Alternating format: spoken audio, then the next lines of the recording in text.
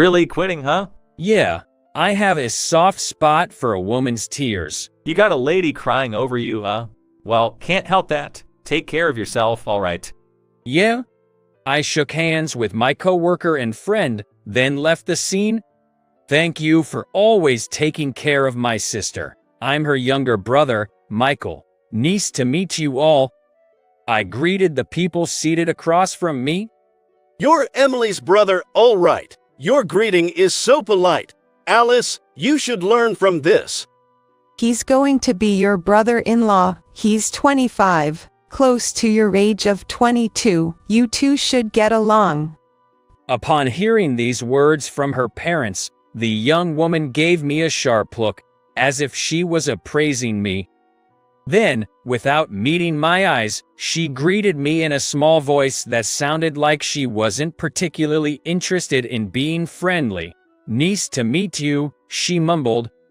Perhaps he was embarrassed by her curt attitude.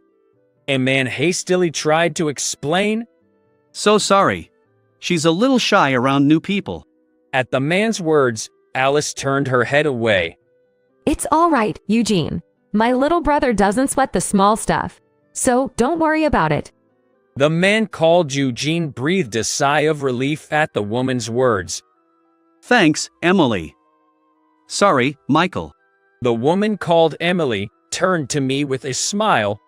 It's okay, right, Michael? Yeah, I don't care at all, sis. Eugene and his sister Alice, and their parents, along with me and my sister Emily, were seated in a private room at a high-end restaurant. This was a meeting between Eugene's family and my sisters. Eugene, I feel at ease in trusting my sister to you. Isn't that right, Mom and Dad? I said this as I looked at the two picture frames on the table. One held a picture of my mother, the other a picture of my father. Both my parents had passed away in an accident when I was in middle school. At that time, my sister, who was still in high school, took on more part-time jobs and worked hard for my sake. I was genuinely happy that she was getting married. I'm not bothered in the least by Alice's attitude. Eugene, please, take care of my sister. As I bowed my head and said this, Emily, perhaps overcome by emotion, she tearfully hugged me. You'll be alone in the Thompsons' household, but you'll always be my brother, okay? Seeing us like this, Eugene's parents also teared up. Of course, we welcome Emily into our family, but you can also consider us as your real parents, Michael. Yeah, and if you'd like, think of Alice and Eugene as your real siblings. Oh, how about this? Let's exchange contact information. Here, Alice, exchange your contact details with Michael, who's going to be your brother-in-law. At their father's suggestion, Alice grimaced and said, Come on, urged by their father, a reluctant Alice took out her phone. You don't have to force yourself, I thought, trying not to show my inner amusement, and I also took out my phone. You only need to contact me when you need something, I said, displaying my contact information QR code for Alice to scan. After a little while, I received a text message from Alice. It was a cat emoji with a message saying, "Nice to meet you." Seems like she's not a bad kid at heart. Well, nice to meet you, I said to Alice, who turned away once again. It seems like it's going to take time to become friends. With a wry smile, I turned to her parents this time. Again, please take care of my sister. To my sincere request, the parents nodded in agreement. And so, it was decided that Emily would marry Eugene. The wedding went off without a hitch, the marriage license was submitted, and Emily and Eugene officially became wife and husband. Emily left the house we lived in and moved to the house where she'd live with Eugene, leaving me alone at last. Phew, finally got rid of Emily, huh? I looked around the quiet house. Then, I started to recall the times when I lived with Emily. Back when Emily was here, it was all get up early, don't be picky about food, go to bed early, it was noisy. But now that she's gone, it's quiet. It's lonely, isn't it? Right, I have to go shopping. I remember wanting to buy something. With that in mind, I slung my shoulder bag over and left the house. On the train to my destination, I was checking directions on my smartphone when a news headline caught my eye. Beauty hunt? Beauty hunt, what's that? Reading the news article, it seemed that in the area I was heading to, there had been several cases of women being forcefully taken away by a group of 3 men. Since all the victims were beautiful women, the public had named the incident as Beauty Hunt. Well, with that thought, I closed my smartphone. It doesn't concern me since I'm a manual. And I got off at my destination station and walked through the city.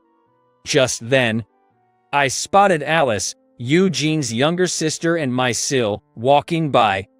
I instinctively hid in the shadow of a building and watched Alice secretly. Oh, Alice, despite the dangerous situation, why is she here? I covertly followed Alice from the shadows. Alice is quite a beauty. Seemingly unaware of it herself, all the men near Alice were turning around to look at her. Regardless of the beauty hunt, I was worried that some weird guys might stalk her. She seems to be going into that store. Inside, there would be other people's eyes, so it should be safe. Thinking this, I was about to stop tailing from the shadows when it happened. Hey, beautiful lady. You're cute, aren't ya? Where you from, or are you a local? Alone, wanna hang with us? A group of 3 flashy guys started to chat up Alice.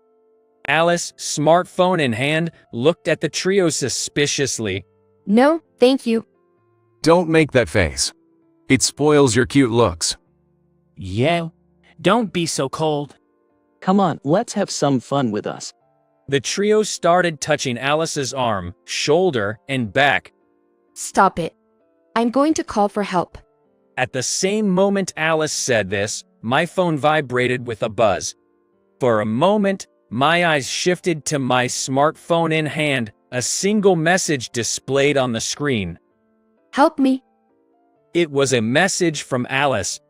Had she remembered the words I had said when we exchanged contact information a while back? You can contact me when something happens. Those jerks. I leapt from the shadow of the building. And the first place I ran to was where Alice was. Alice. As I headed towards Alice, she shook off the hand of the trio that had grabbed her and clung to my arm. This man, he's my boyfriend. So. At Alice's spur-off-the-moment lie, I was also taken aback and exclaimed, "What? Shoot. I should have gone along with her."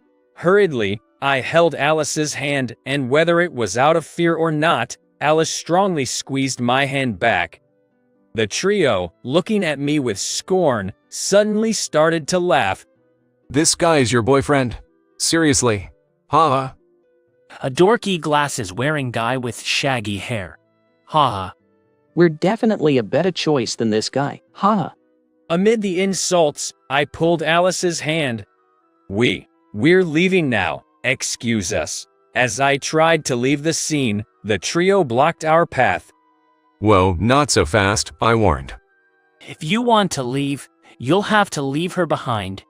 If you don't want trouble, better stay back. We're not afraid to take you down. One of them sneered, the lanky guy threatening with a smirk. Out of the corner of my eye, I caught one of them flashing a knife, careful to only let me see. I sighed deeply. Really now? I took off my glasses. Then I carefully placed them in my fanny pack, running my hand through my unkempt hair. Guess I'll have to clean up the trash. My words seemed to flip a switch in the trio who had previously been grinning. Who are you calling trash? One of them lunged at me.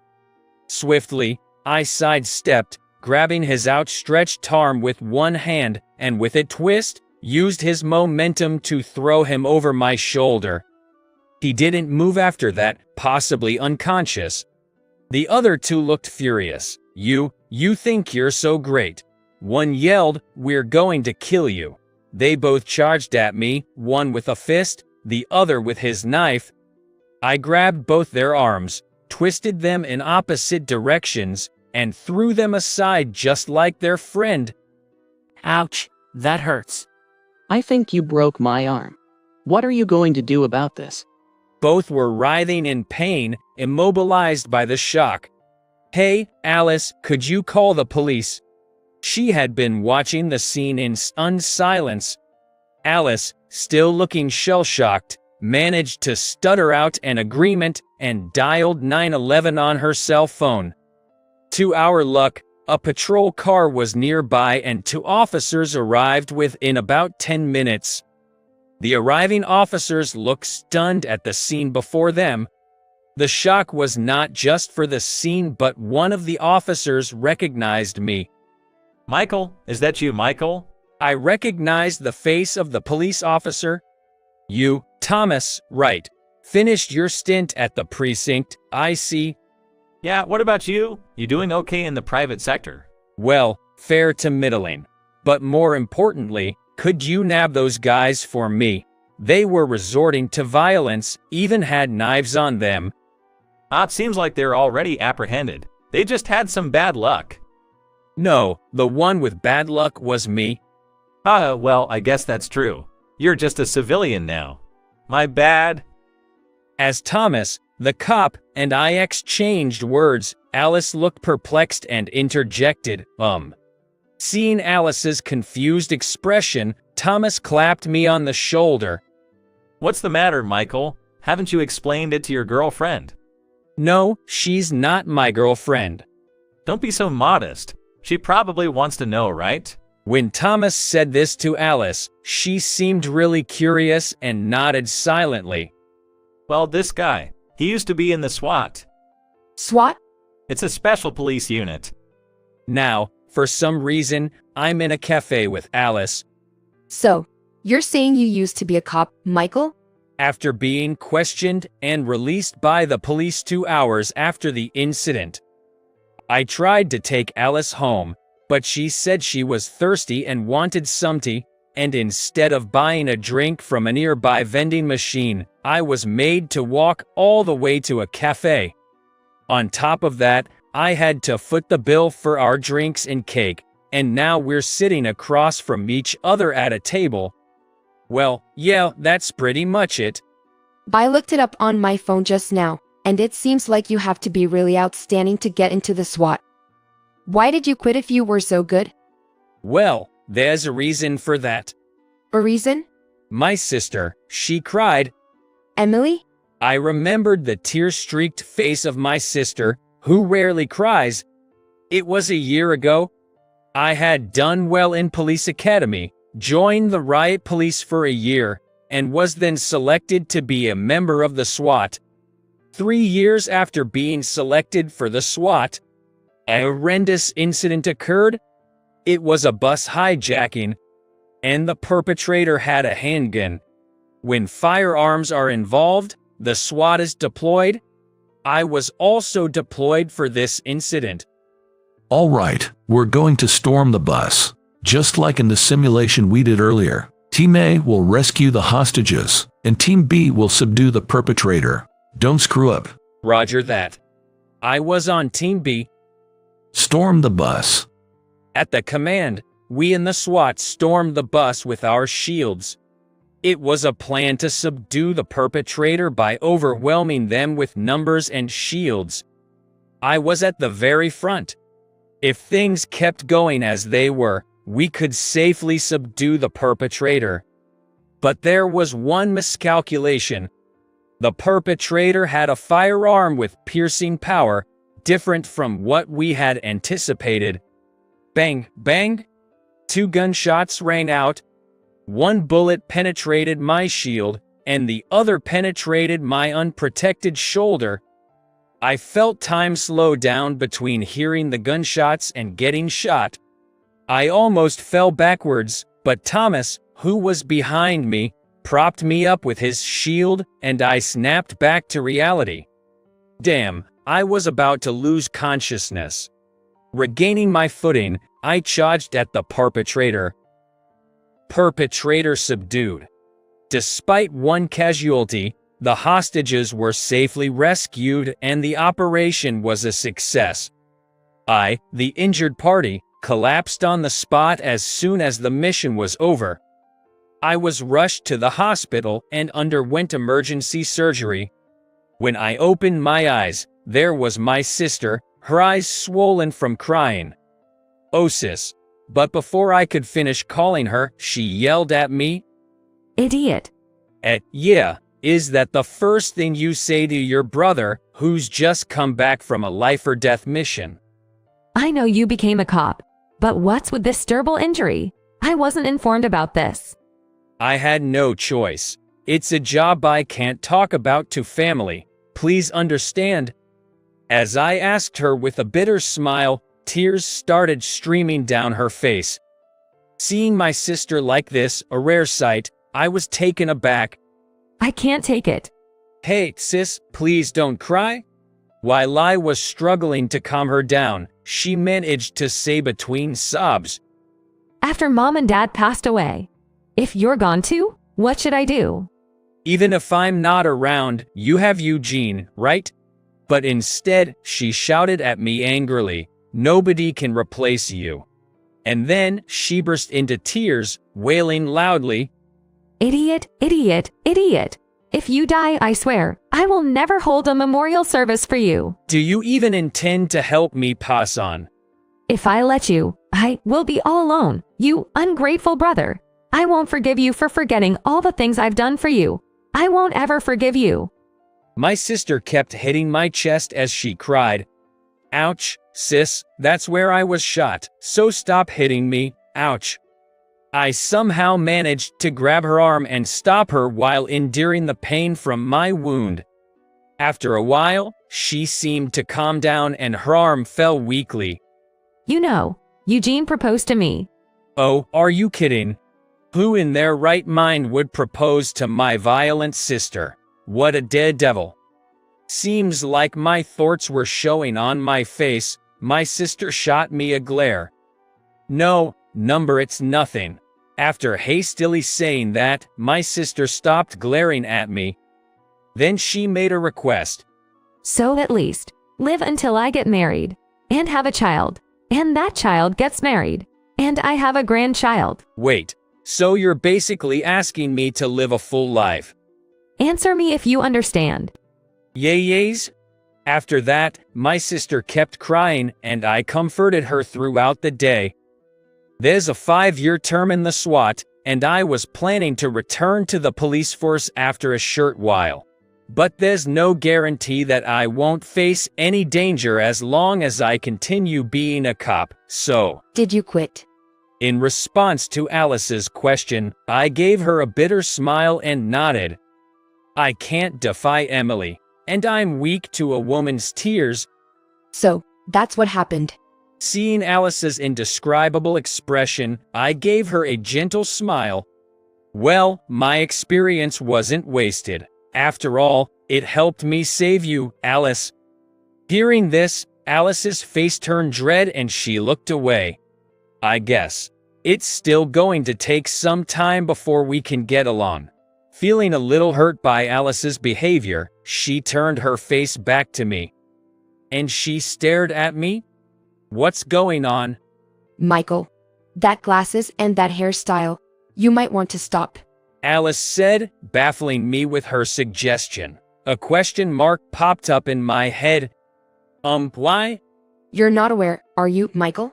She replied, looking inexplicably annoyed, then abruptly stood up from her seat. I'll be heading home. Thanks for the meal. She announced. Oh, let me walk you home. I quickly stood up and followed her. Throughout the walk, she didn't say a word. Unable to bear the silence, I decided to strike up a conversation. Hey, Alice, you seemed upset during the family meeting. Any particular reason? The question seemed to rub her the wrong way. She stopped in her tracks and frowned, making me regret my choice of topic. Of all the things I could have asked, why this? I wondered to myself. She said, avoiding eye contact. You had taken off your glasses and properly styled your hair that day, hadn't you? Yeah. Having a biggish body frame, I usually tried not to intimidate people with my look. So, I usually wear non-prescription glasses and leave my hair messy. But I made an effort for the family meeting so I wouldn't be rude. It was a family meeting, after all. Why do you ask? Looking directly into your eyes was embarrassing. Why? I was confused, then she blushed, ruffling my hair. Whoa, what? Yes, that's better. And put on your glasses. Papa? Hurry up. Okay. The decisiveness in her voice caught me off guard. I hurriedly pulled out my glasses from my bag and put them on. Is this okay? I asked, unsure. Alice then met my gaze, which she'd avoided earlier. Yes, just stay like this. It's easier to talk to you this way. Okay? Although I didn't quite understand, Alice seemed content. I wasn't on her bad side, it seemed. With that realization, a wave of happiness washed over me and we resumed our walk. Once we reached her home, I was about to turn on my heel and say see you later, when she grabbed my arm. Alice. Thank you. Huh? Thank you for helping me. I want to thank you properly. Thank you. No, you don't have to thank me. As long as you're safe, that's. Before I could finish, she grabbed the collar of my shirt. Well, what are you doing, Alice? I exclaimed, startled as something soft touched my lips. I felt it only for a moment before realizing that Alice's face was inches away from mine and she was blushing furiously. If I marry into the Thompsons, you won't be alone anymore, will you? What do you? She started running towards her house before I could finish my sentence. Just as Alice stepped into the house, my smartphone buzzed. A message, I mumbled, looking at the screen. It was a message from Alice. I'll cook a thank you meal next time. Is it okay if I do it at your place, Michael? Reading this, I chuckled to myself. I thought I'd be lonely after my sister moved out. But it doesn't seem that way. I quickly typed a reply to her message. I'll be waiting,